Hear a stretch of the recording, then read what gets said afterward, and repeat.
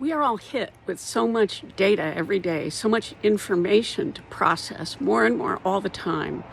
A couple of landmarks in my relationship with this big flow, this torrent of data, was first of all when I was an executive at Kaplan years ago, and I had to manage budgets. I'd had to manage budgets for a long time, but I finally learned Excel myself instead of other bookkeepers and accountants always doing all of that work.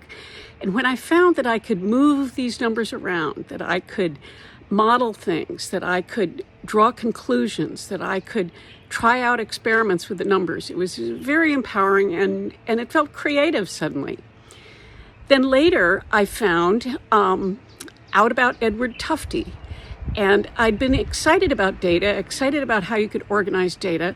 But when I learned that you could be creative, not just in the logic, thinking about the numbers, but in how you explained it to others and how you created the story visually for them. So I went and I enrolled and took the 3-day Tufte course and bought the expensive books. And I want to just show you a little bit from that.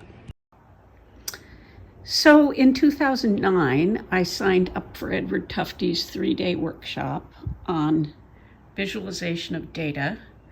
And the first thing they have you do, of course, is to buy 4 very expensive and very beautiful books. And you're glad to have them because you get some examples here. I'll show you some.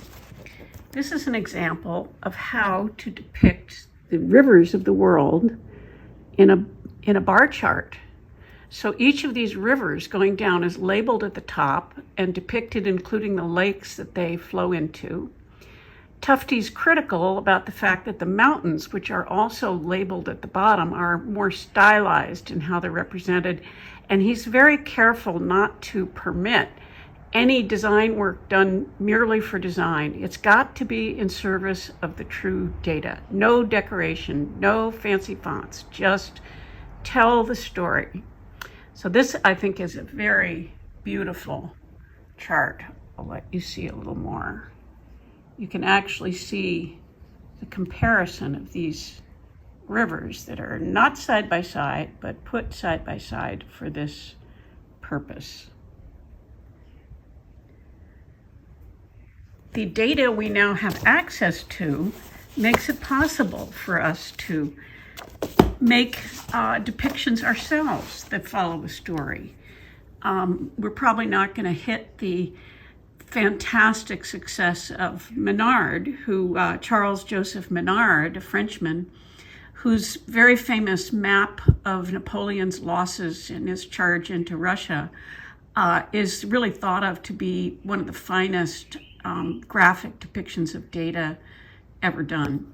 And if you look up Charles Joseph Menard, and I'll put some links on this page to show you more background. He did not just do this one fantastic graphic, but he found many ways to express what's been happening in the world in a graphical way that gives the story of the geography as well as the loss of life.